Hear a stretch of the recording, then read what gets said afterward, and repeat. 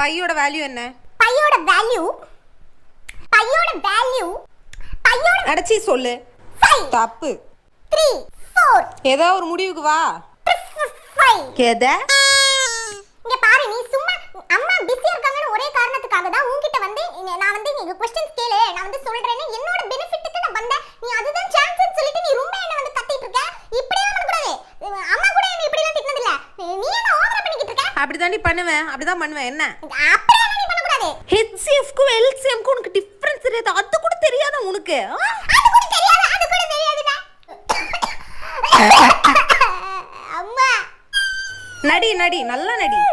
அப்பத்த பாத்தைய அப்பத்தி K அப்பத்தியா அப்பத்தி கூ அப்பத்தி ஏ இப்ப பையோட வேல்யூ சொல்லு.